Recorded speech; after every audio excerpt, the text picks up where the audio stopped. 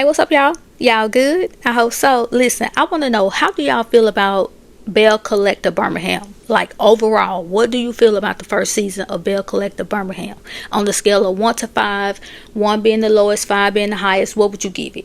Do you feel like it gave Collective, or do you think it was just too focused on Stormy and her business? When it comes to Fumi and her husband and the house situation, do you see Fumi's side, or do you lean more to the husband's side? What else?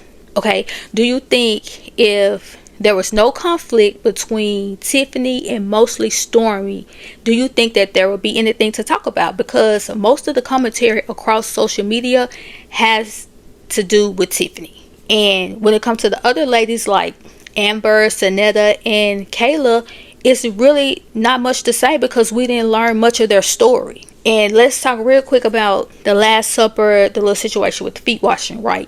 When it comes to Tiffany asking Stormy, okay, so when it comes to that, I honestly think that the reason Tiffany asked Stormy if she knew what it meant is because feet washing was seen as like a bottom of the barrel type of job for like the lowest servant, like a slave. And that was one of the reasons that Peter didn't want Jesus to wash his feet or the disciples' feet. But see, Jesus did it because he was trying to show the disciples that nothing was beneath him. He was showing his humility. He was doing it before he was about to be sacrificed. Okay? So I'm thinking that Tiffany is looking at it, how are you willing to wash feet, but you took the mopping situation as degrading? I felt like the whole thing was performative, just like the tears on the couch. And if you didn't know, she made a post in her story, Stormy did, that she was in the ER. So do with that what you will.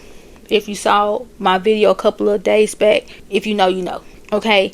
And something else that I didn't care for about that Last Supper, I didn't care for the way Fumi, in her confessional, she said, the Last Supper theme is not appropriate for us. I'm a pastor's kid. The Last Supper is all about sacrifice. I can't even make my mind figure out a connection between Jesus' last meal with his disciples and a group of girls fighting about mops and brooms. It doesn't make any sense to me. But when she walked in, she was like, oh, Stormy, this is beautiful. I love this, Stormy. This is great. And when she's sitting at the table, she asks Amber, doesn't this kind of give the Last Supper? And that's when Stormy said, yes, that's the theme that she was going for, because the Last Supper, didn't work out right. So Fumi was like, oh, so this the last Supper? And Stormy says no. But the thing is, why not, what you said in your confessional, why didn't you say that to Stormy? Or maybe not say it at all? Because it gives, I guess that's why a lot of people would say that Fumi seems like a suck up when it comes to Stormy.